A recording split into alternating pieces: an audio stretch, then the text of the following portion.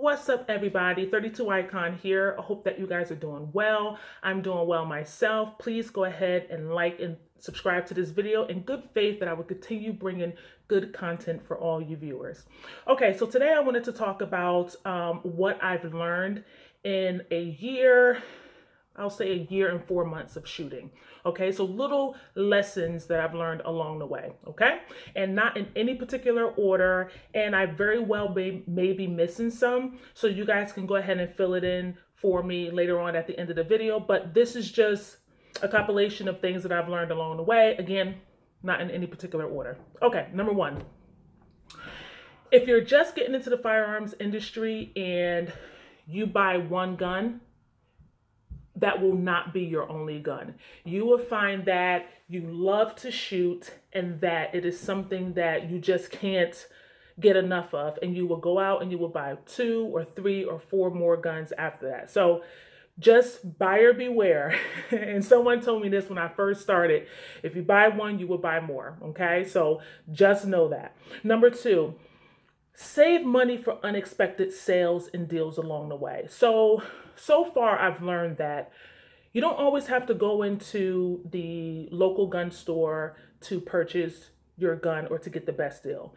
There are a lot of deals online. There are a lot of deals with private sales. There are a lot of deals through your peers who also share the love of firearms. And so when those unexpected deals come up, they won't last long.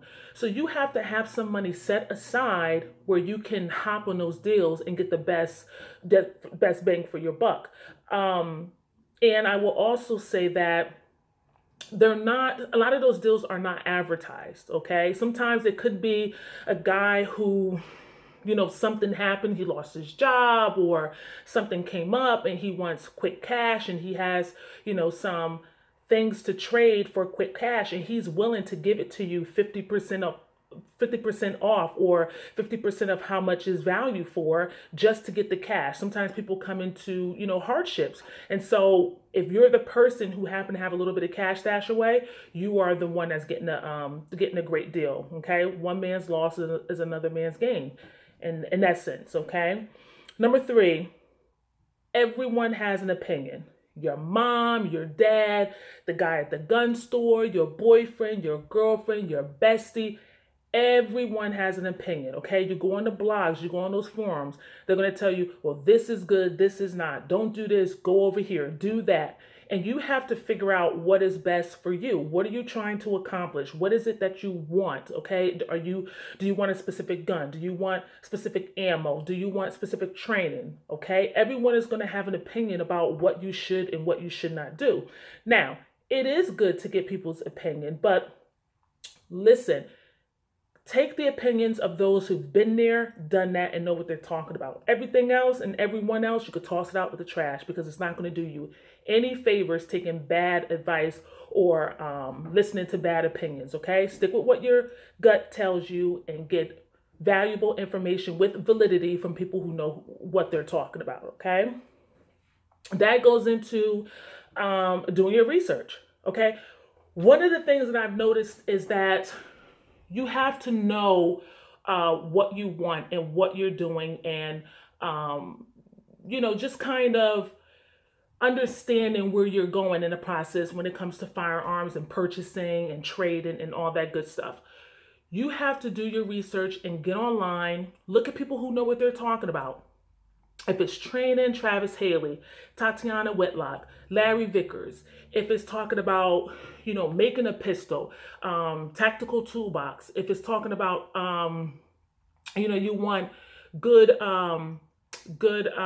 information on particular firearms. I think it's Such 000, or I think it's 00. Another good review channel is Honest Outlaws. Okay, so go online, do your research, get the information that you need that's going to be, valuable for you to help you along the way. Whatever your goal is, whatever you're trying to do, it's important that you know the background so that you can have the best outcome for whatever it is you're trying to put together, okay?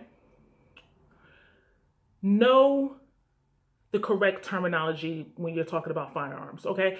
And what I mean by that is you don't want to come across as uneducated. So you want to make sure that what you're talking about is exactly what you're talking about. For instance, people say, oh, I have a 10-round clip. I have a 30-round clip. Okay, clips are not magazines. Magazines hold rounds, aka bullets, and you insert it into a pistol or into a rifle, and it allows the gun to fire.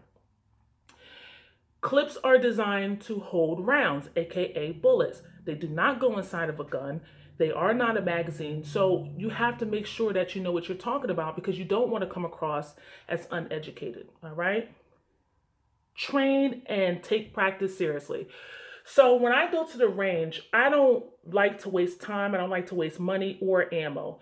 So when I go to the range, I make sure that I'm prepared. I go there with a lesson plan. What is it that I want to work on today? Okay, what have I been working on at home that I want to bring to the range and now get some live fire practice in? Also, when you take those classes cost a lot of money. Go to the classes, take notes, utilize your instructors. Get the information that you need, bring it back to the range, and practice on that until it's time for you to go to your next class, okay? Don't get in there, yippity yapping, talking, laughing, and I'm not saying don't have a good time. What I'm saying is that you're paying for that time. Now, if you have money to blow and you have, you don't care about your dollar, then that's okay. That's your money. You do what you want with it. But what I'm saying is that when you're there and you have that time, use it wisely. Make sure that you're getting the best bang for your buck. Make sure that you're taking it seriously, because if this is a situation where you want to practice so that that firearm can save your life one day, do you want to make sure you're practicing good habits? Because when you're ever in that situation, and thank the Lord I have never been, but I have played sports for a long time, and when that adrenaline is going, you're going to revert back to what you know. So you want to practice the way you will play. I guess I would say that because I was used to being an athlete. So in this situation, in firearms, you want to practice and train the way in which will help you if you ever had to use your firearm, okay? Or if you're in competition and you're practicing for competition, be serious about it. Take it seriously and do the best that you can do, okay? Safety. Safety, safety, safety, safety, safety. Be careful, okay? And if you're getting into firearms, the first thing you should look up is the 4 basic rules of firearms. And there are several rules, but the 4 basic rules of safety will help you when handling a firearm, okay? Don't go waving your firearm around, and please look up those rules, okay? It takes you 2 seconds, all right? Only buy when there are sales. Okay, so it goes back to what I was saying, put a little bit of money aside, but this takes it a little further. When there are sales, and there are always sales, again, there are always deals, private trades, etc., etc., you don't have to buy anything, equipment, a gun, training classes, anything, when there's not a sale going on. There are enough sales going around that you can wait and be patient and purchase when there is a sale. That goes for ammo as well. Ammo goes on sale all the time, okay? Especially those 1,000-round cases.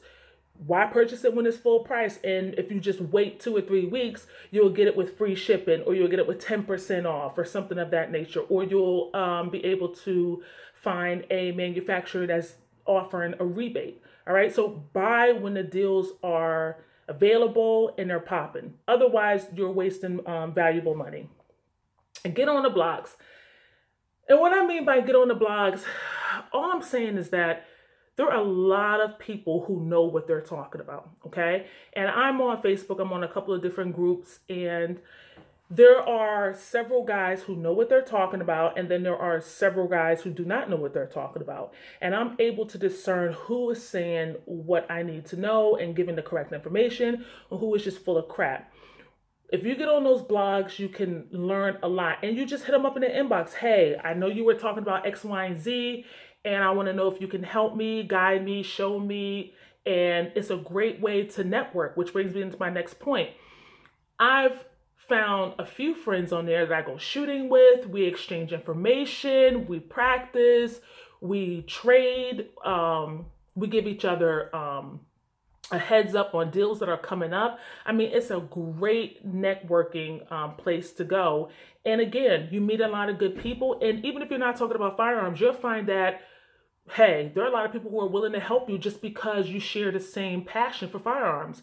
I had to get a couple of things done on my car, and they were like, hey, Liv, you know we make a living too. We work on cars too. And I'm like, really? I mean, people offer me discounts because we share the same excitement for firearms. So it's a great place to network. If you plan on carrying, know your state laws.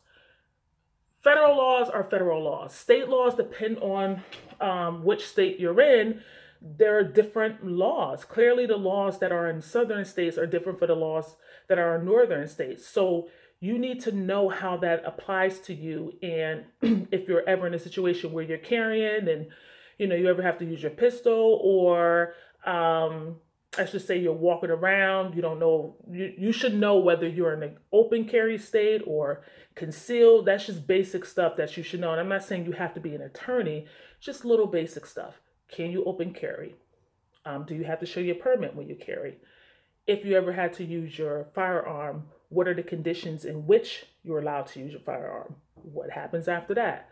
That sort of thing. And that takes a while to understand and to research, but you should have some kind of knowledge, a basic knowledge, if you're going to carry, or even if you have a gun home for protection, okay? Last thing, but certainly not least, and again, I may be missing several, but I'm going to end on guns are not bad, okay? Guns are not bad. Guns do not get up, walk into a school, walk into a bank, walk into a movie theater, and just start blasting and shooting people.